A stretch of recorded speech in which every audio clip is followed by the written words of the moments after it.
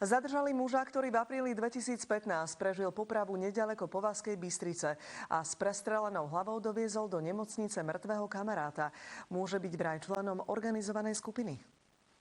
Začalo sa to o 6 ráno. Kuklači zasahovali v okresoch Trnava, Trenčín, Púchov a Martín. Tomuto mužovi polícia zaklopala na dvere a oznámila mu, že nie je majiteľom svojho domu. Je prevedená chalupa, ktorú chcel kúpiť pán Petríček a že ju už previedol. Na koho ju previedol? Na svoju priateľku. Časť peňazí od Petríčka už dostal. Zisťovali sme, o čo teda vrazi mohlo ísť. Že aj nejaké drogy, ale o tom ja pochybujem, že by boli v tom nejaké drogy. No a že aj podvody, nehnuteľnosti a nejaké zbrane.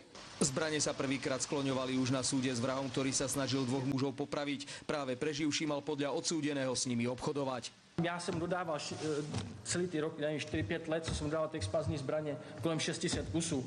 Já jsem měl z toho peníze, měl doslova a do písmene, měl jsem z toho peníze. Nemám k zbraniam vzťah, ani som nikdy nemal.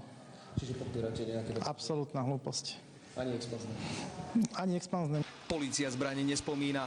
Rozsiahlu akciu, pri ktorej urobili 9 domových prehliadok, nám potvrdili. Založená na rozloženie a zadržanie páchateľov drogovej a majetkovej trestnej činnosti. V susedstve jedného zásahu takto pred rokom našli drogy. Len pár metrov od domu, kde v minulosti našli veľké množstvo marihuany, kuklači prezerali skenerom 3 osobné autá. Celkovo zadržali 8 ľudí, z toho 2 ženy.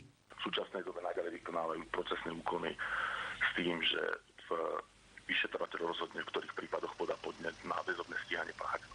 V tejto chvíli hrozí všetkým zadržaným až 15-ročné väzenie, no nie sú vylúčené ani výnimočné tresty.